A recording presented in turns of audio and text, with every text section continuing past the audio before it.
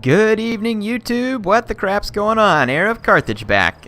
Hey, just want to go ahead and say thank you real quick. I did it in my other video today, but I want to make sure that in case you didn't watch that one and you only watched this one. Hey, thanks for all the support. I just had a new baby, and a lot of fantastic comments from you all. Extremely supportive. A lot of people on Twitter congratulating Mrs. Air and I. The baby's well. We're home, and really appreciate your support. You all are so great. It really makes this, me making videos for you, it makes this very enjoyable for me, and it's exciting. And I appreciate it. You all make me successful in this, and I just want you to know that I definitely appreciate you and value you, and I really look forward to getting to interact with you in the form of making these. So I've been trying to say that every video. I hope I don't come across as sappy. I just want to make sure you all know that it's my pleasure. Anyway, let's get back into the Belegar campaign. We've gotten some big victories here. We pushed back Azag, and I can't really catch him this turn, unfortunately. I do believe, well, Mount Squighorn was under siege. It looks like they managed to beat it back. I'm trying to weaken the armies of the greenskins around me so that I can help my ally, which is the dwarfs here. I don't think there's anything else for me to do this turn, so let's go ahead and end it. The iron hammer weighs heavy in my grip. So some of you have wondered why I don't make this defensive alliance and get some money out of Wissenland. Wissenland is a one-faction province right now, and I'm just, one province faction. Sorry, I got that backwards. I don't want to make any treaties with them because someone's going to declare war on them, and I don't want that larger faction to end up upset at me for having a treaty with someone that they decide they want to pounce on. So I'm just trying to keep myself out of their politics at the moment. Good decision, bad decision, I really don't know. I'm just telling you why I'm not doing it. Alright, so the greenskins had a critical failure there. They sent an army up here, but it's very, very weak, and I'm going to push forward, and I'm going to destroy Iron Rock. Actually, I may occupy it for just a turn or two to replenish, and then just leave it be. If I sack it, I'm going to end up getting stuck here. I'm going to just loot and occupy, and I'm not going to really spend any money on rebuilding. In fact, I'm just going to demolish what's here. I'm just trying to get some money out of it at the moment and keep the greenskins from being able to use it. I'm going to do the same thing. I'm probably going to pop up here and try and take a hit, put a hit on Karak drawn, because I just want to put as much pain on the enemies of the dwarfs right now as I can. That's my real goal here. And I need to come back over here and take Stone Mine Tower away from these guys if I get the opportunity. We're still not making any money because my army's so elite. We need to retake the 8 Peaks. In fact, it's very, very critical that we retake the 8 Peaks. We do have a rebel army that has besieged me over here. I'd forgotten about it. How long do I have to hold out? Oh, we got 7 turns until supposedly we surrender. I'm trying to get this agent. The throng is mustered. I wonder if we should just try and assassinate the leader, or if I want to assault the units. Let's see what kind of army it is. What? Oh, we just want to assassinate the leader, and then it's going to make this army quite pathetic in terms of leadership, because a lot of it is goblins. Not all of it, but a lot of it. Of course, they have a lot of cavalry too, and it would be good to damage the units, but I still think that just pulling down the Great Shaman... Let's try it. Let's see what happens. What's our chances here? It's not very likely that we get wounded. I'm just gonna keep trying and see if I can get something done, and then we'll take out that rebellion, because I don't really have to be in a hurry, because the rebellion is bound and determined to try and take down Kharak Eight, which is way too strong for the rebels to actually be trying to take a hit at. Let's go take a look at Belegar here. And remind myself what it is. Okay, inspirational leader. This is what I want. Now my replenishment rate's going to be through the roof. Fantastic. This helps me replenish quickly and get right back in the fight. I actually probably will go ahead and just drop like a barley field here. Maybe I should just build this city. Yeah, I may just build it just to be a thorn in the back of the greenskins. I won't spend a ton of money on it, but it could be a nice place for me to replenish. Wait. Why would... Oh, What? Hang on. Your ally declares wars. You are this faction's only ally. They're declaring the defenders. So really, you can declare war on the warriors of chaos? They have quite a lot of land. I don't think it's smart for them to declare war on the warriors of chaos. Ruins, ruins. Yeah, because chaos is obviously pushing through there. We very well could see chaos come pushing in. Chaos is going to be at war with us regardless. So, I mean, I'm not going to break the alliance. I'm going to enter on the side of my ally. But look at this. Why are they declaring war? I mean, just look at the balance of power there. That wasn't smart. You're going to have to deal with them anyway. Don't know why they're trying to provoke them at this point.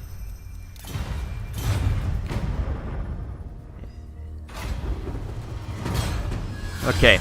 Got Iron Rock. Let's hit Karak drawn. And I just want to wipe these places out just to take power away from the Greenskins. You can see the Greenskins actually own all the way up here to Mountain Gunbat and Grom Peak. We've definitely got to keep the pressure on these guys.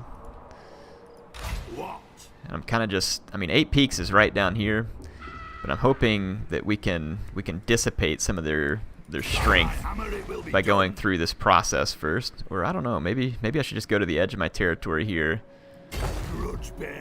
There's the 8 Peaks.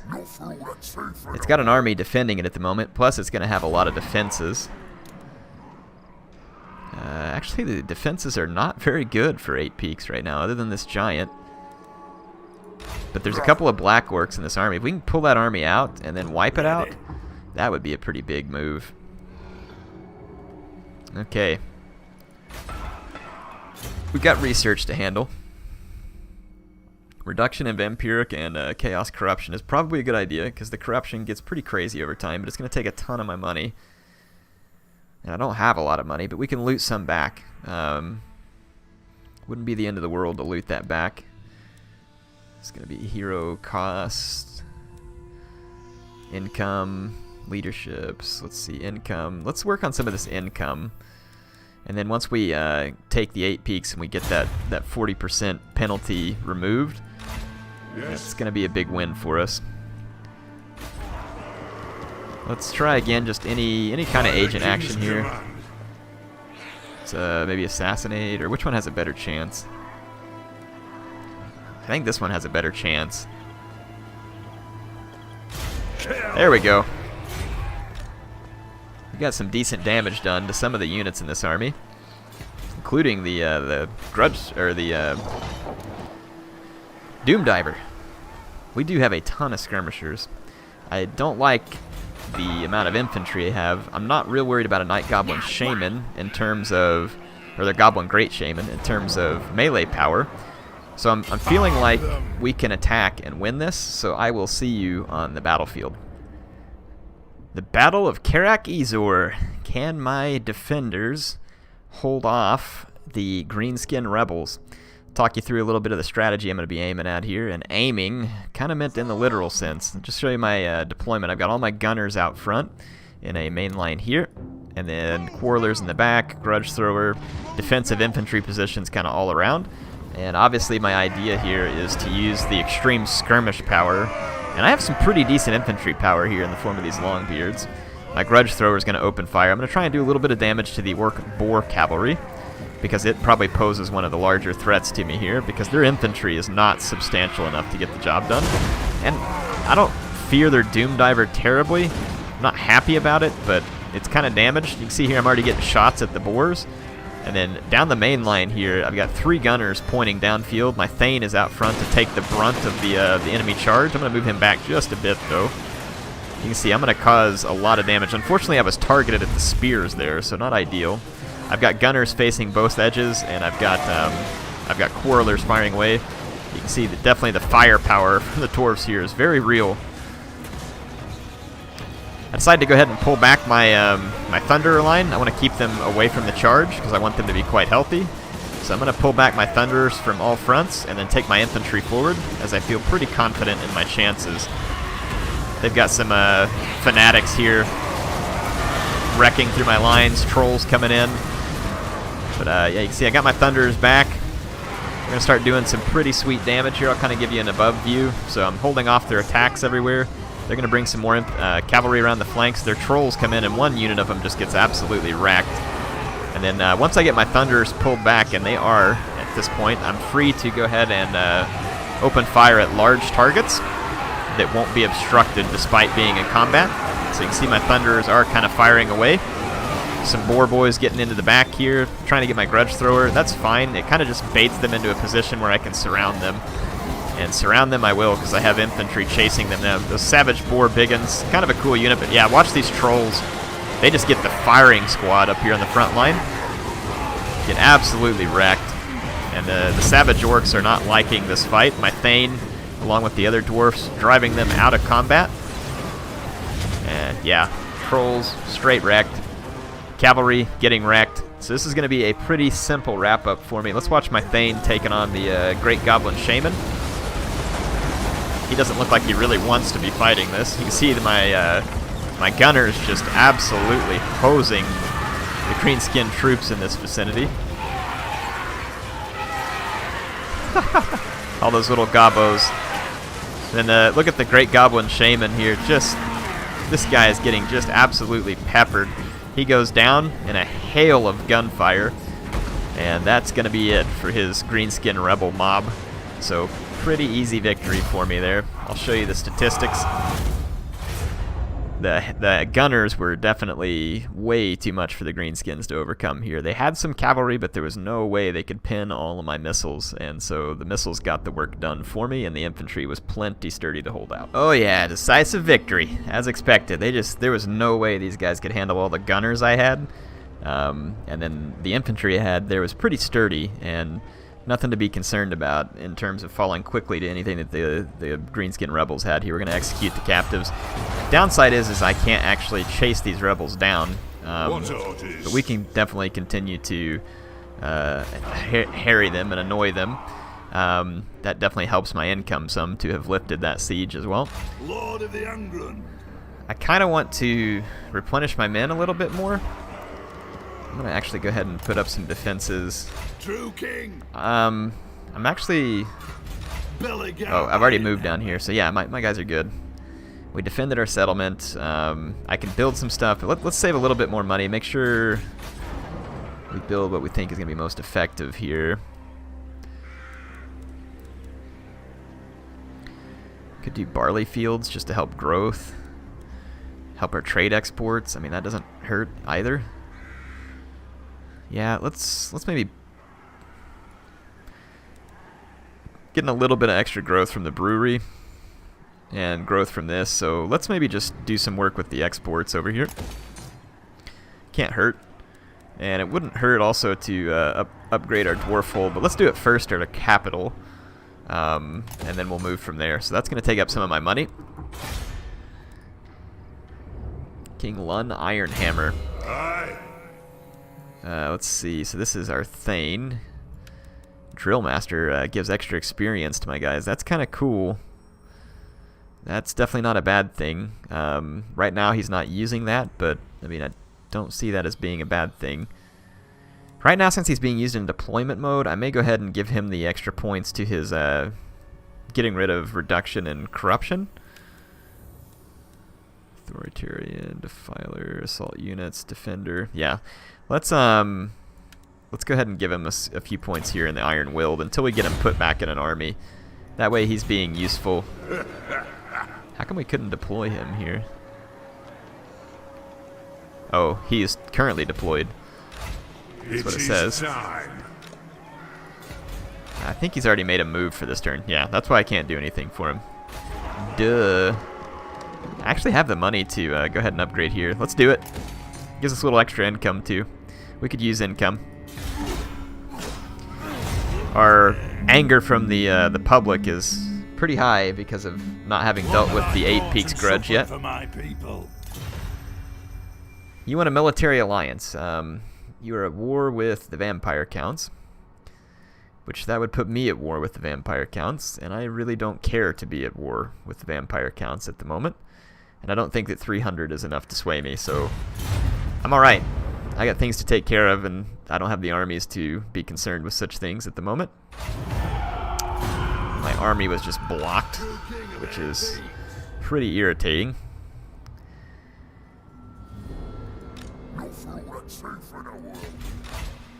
Let's go ahead and move down and get ready to take 8 Peaks. I mean, if that's our mission, let's take it. I want a piece of the 8 Peaks. I don't want to spend any money on this province. I don't think it's worth it. And I think that we've been re-sieged. Yes. By what's left of the rebels. And we can auto-resolve this. It's going to keep driving them back until we beat them to a point of submission. We've got good public order in both of our home provinces at the moment. So, yeah, let's save a little bit of money. I wonder if we should do some raiding while we're here, so we can replenish our troops. Hammer Fist, our master engineer, can rank up here. Damage control, siege holdout time in the local region, research rate, ammunition, additional trade resources, saboteur. Let's go with that, and let's do this inquiring mind. Alright, now let's go ahead and end the turn. I am Belegar, true king of the 8 Peaks. The dwarfs want military access. Oh, I thought this was a given when you had a military alliance. My bad. Sorry, folks. Sure. Granted. Wish you would have told me sooner. Together we're stronger. Let's... Yeah, still not interested in your war. I'm good.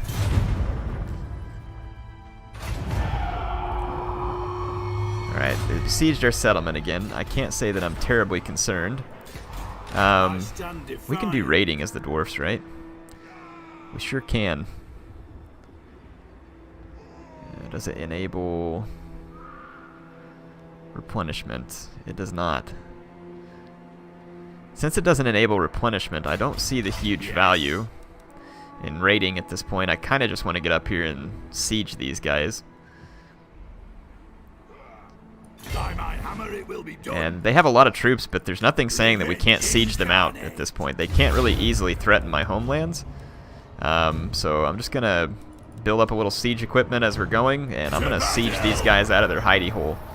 If they want to come out of their hidey hole and fight me, I think I'll win. But if not, I'm happy to starve them out.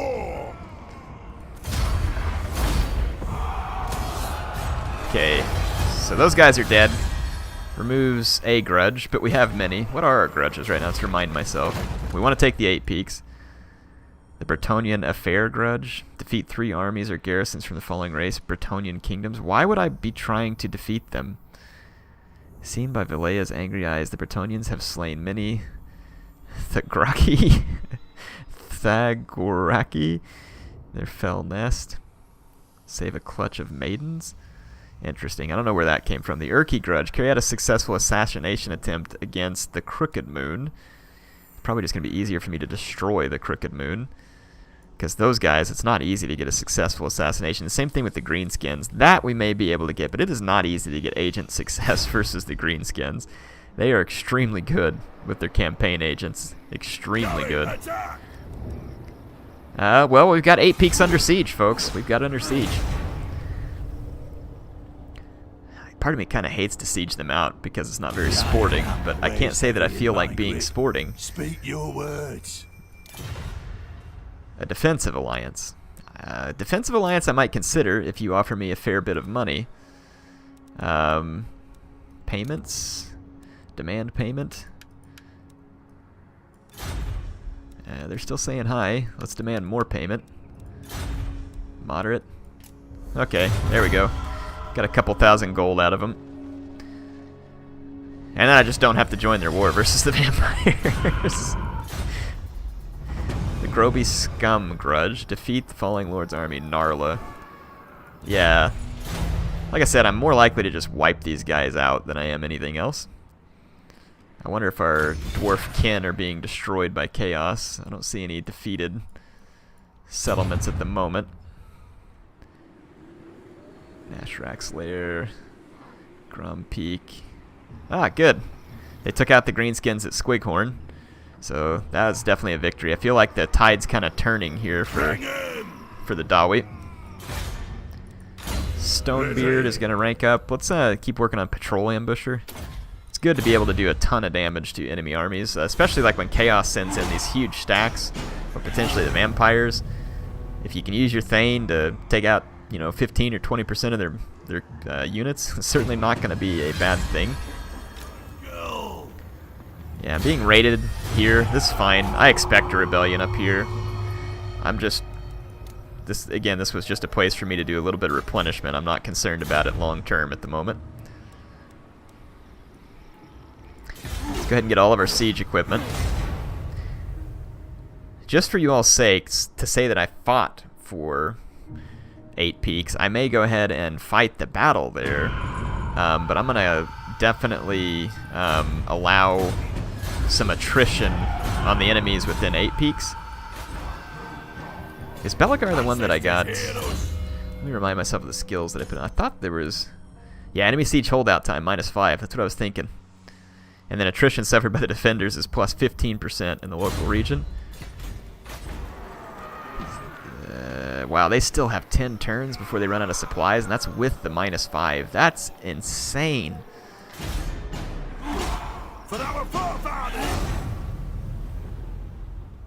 I definitely want these guys to take a little bit of attrition before I attack them within their walls. Yeah, you can block my army all you want at this point. I don't really see what good it's going to do you. I have some money. Let's spend that money, or at least some of it. Okay, we're almost done with our level 4 settlements. I'm actually going to spend that money on improving the defenses. So yeah, 2 iron breakers in our defense. Absolutely, yes, please. We got one that's improving our exports. We could do this toolmakers thing. That's a nice little added bit of income. Could improve the barracks here, which probably don't need that until I actually intend on training another army.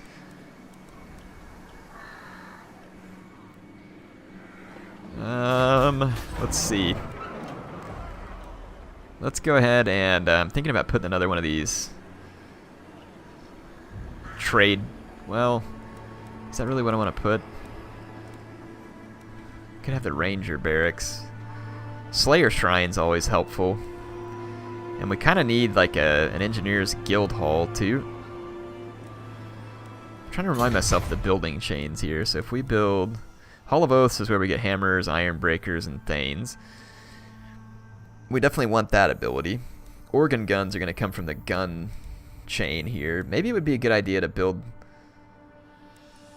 let's see, the gun chain and this mustering hall chain. If we build that at Karak Eight, so I've got 2 slots left. That should be appropriate. We already have the armory. Oh, that one needs to go all the way up to level 5. So the armory is actually going to have to be built at Kharak Eight. So we might need to swap that over. And then if the gun chain maxes out at level 4, we could build it there. But there's a special... It says level 4, but it makes it look like it's level 5.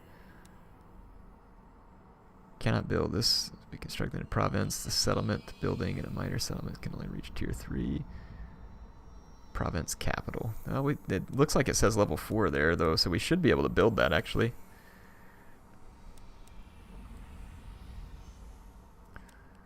Unless it just won't let me, saying it has to be in a capital. But we could try it. Once we get to level up, we could try and put one there and see if it works. Alright, let's go ahead and end some turns, because I want to get this siege on the road. Throny, the Orcbane. Who is this? My runesmith. Rune of Warding, so he can do a lot to get rid of corruption. Stalwart Rune, Growth, Public Order. Okay, let's just do some work on him being able to drop corruption in a province, because like I said, chaos corruption is something that you want to be able to handle eventually, and having characters who are good at ridding you of it is certainly a boon. Same thing with vampiric corruption. Ooh, are they going to attack me? Excitement, she wrote. Finally, we're going to get a battle out of this. Let's see what we're up against. So we got a Night Goblin War Boss and a few Gobos, a couple Boars. Pretty beat up army. We got Morglum Backstabber, which appears to be an orc war boss. He's leading a decent infantry force here. No Doom Divers, interesting enough. There's a giant. I've got plenty of anti-monster capability here. My infantry is going to be very, very sturdy. Lot of greenskins, but I'm feeling quite confident. Let's fight this battle. Alright, welcome to the Battle of the Eight Peaks. I've got all my elite regiment of renown units over here intercepting the reinforcements from the settlement. I didn't realize that it was going to be such a small army deploying over here, and I get very busy trying to fight this huge army that's deployed over here. Check out Throny, Orcbane, and Belegar going straight after the war boss. At least they were supposed to be. Looks like they lost their charge order there. I've got my Warriors of Dragonfire Pass in here. These guys are pretty buffed up in terms of stats. They are not gonna do poorly at all in this battle. And I've got my Ulthar's Raiders over here, hurling their axes into the flank of the greenskins, hopefully taking down some of these black orcs. There's two black orcs. One is right here. You can see I bring in my Slayers after the charge because they'll do pretty decent in combat. My Peak Gate Guard is over here. They're going to hold out very, very well. I'm going to throw some blasting charges into the fight over here just to kind of soften up some of the orcs. And I'm going to throw in some more Dwarf Warriors over here. And I'm going to start focusing all of my Quarrelers in on the Giant. You see the Giant comes hammering in. Let's just give you a quick above view so you can see what's going on. So I pinned down the massive greenskin armies over here in one big blob. And then their others are approaching from this front. The greenskin archers are actually taking a pretty hefty toll on me because I can't target them at the moment. My Ekrund miners are eating the brunt of that at the moment, and they are pretty vulnerable to it. You can see the Giant here is just being used as a pin cushion, and he is not going to last long. The Giant's definitely not meant to be hit with near this much missile fire. You can see that he is pretty much dead. In the mainline fight, I'm taking extreme damage to some of my units. The Gate Guard are beat up. The only unit that's really not getting beat up here is the Norgrimling's Ironbreakers. These guys are just absolute beasts, and they are not getting touched hardly by the greenskin units, holding out like true champs. My Grudge Thrower is taking some shots at some of the archers, and these trolls work their way out to the flanks, and right now I kind of had my Ulthar's Raiders throwing at the back of the Black Orcs, but I'm going to repurpose them to take down these trolls. And then you can see my Quarrelers back here just absolutely shredding all the Night Goblin Archers, who have been doing so much damage to me. So you can see the targeted fire from my Quarrelers coming in here, and then the Trolls over here are going to start eating Throwing Axes.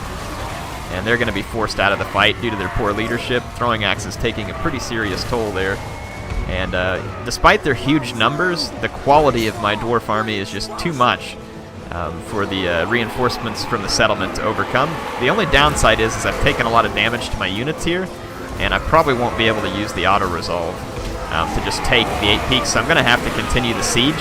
But at least we got to have a Battle of 8 Peaks here. So this is the epic brawl for retaking the 8 Peaks, and I'm going to starve these guys out after this. So they came out, they thought they could win. My Dwarfs were too much for them. Check out my Master Engineer here, completely unconcerned about being completely surrounded. Pretty soon all of the greenskin archers are going to be dealt with, and they are at this point, so you're going to see me start refocusing some of my Quarreler fire momentarily. There goes the last of the Night Goblin archers, and now my Quarreler fire is going to come in here. My engineer has all these guys with their backs exposed to my Quarrelers, and the Quarrelers are just going to start to take their toll. Look at the Goblobber there, pitching in goblins tied to the rocks, and it's having a very detrimental effect on the greenskins. You can see there that my engineer comes out unscathed. His ethereal nature making him very handy in this fight. Yeah, you can see it's turning into a slaughter. I don't lose any of my units, though. If you take a look, all my units are going to survive, though some of them very, very beaten up, like the Grumbling Guard. The Warriors of Dragonfire Pass had a pretty solid performance. Norgrimling's Ironbreakers with 80 kills, and they were up against huge numbers. 76 kills on the Ulthar's Raiders. Let's take a look at some of the other stats there from that crucial victory in the Battle of 8 Peaks. And I would say that the Goblobber here racking up 128 kills. And then Skirmishers here killing a Giant, plus racking up hundreds of kills. The Dragonpack Slayers did pretty well considering they were in an infantry fight here. And like I said, the Warriors of Dragonfire Pass here, pretty solid performance. And Peak Gate Guard racking up 137 kills despite overwhelming odds, which you expect from a unit of that quality. So I will see you back on the campaign map. Well, wasn't without loss, but it was a solid battle, and I don't think we're going to lose any units. However, we can't replenish, which is unfortunate. But, I mean, we dealt extreme casualties to the Greenskins. The only army that got away with a little bit of help was, I believe, their garrison army. But the Crooked Moon took substantial casualties in that fight. Let's see how it impacts my chances of success here. They still say that I have no chance of success in terms of auto-resolve, and it's probably true when you consider the defenses that that can be offered by the walls. But at least we got to fight a Battle of 8 Peaks. And now all we have to do is basically hold on, because in 8 turns these guys are going to start to suffer massive attrition. Let's see if we can get through some of these turns. These dark times, we should... military access, absolutely. I'd like to have the Empire as an ally and a trade partner, preferably. I have lands right next to theirs, I thought, so I'm not really sure why I can't trade with them. Rebels are going to attack me here. There's nothing I can do about that. Don't think we have any realistic chance of winning this. I mean, their infantry is pretty crap. Got a grudge thrower. It's just a Night Goblin Shaman, so it's not like they have a significant infantry force at all. I might be able to win this, so I'm going to fight it on the next one just to see if we can. If we don't, I don't think it's any huge loss for us. But I don't want to do it on this episode. I've taken enough time. I will see you all in the next one. HeirofCarthage signing out.